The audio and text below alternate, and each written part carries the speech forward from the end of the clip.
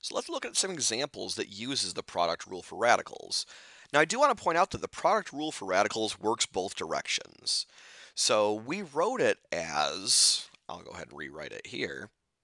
We wrote it as the nth root of a times b equals the nth root of a times the nth root of b. When we simplify radicals, we're going to be working left to right. But we can also work right to left. If you have two radicals that you're multiplying together that have the same index, you can go ahead and combine them as a single radical. And that's what we're going to do in this example. We're going to say if I have square root of 3 times square root of 5, that's the same thing as the square root of 3 times 5.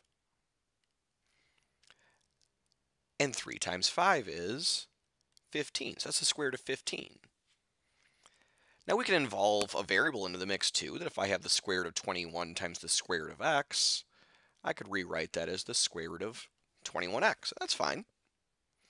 Now sometimes we're going to simplify in the end. If we had cube roots, same thing applies. I can take cube root 4 times cube root 2 to get cube root 8. But then we could simplify this and say, hey, I know what the cube root of 8 is. It's 2. So these are examples of using the product rule for radicals from right to left when we start with two different radicals and combine them to a single radical.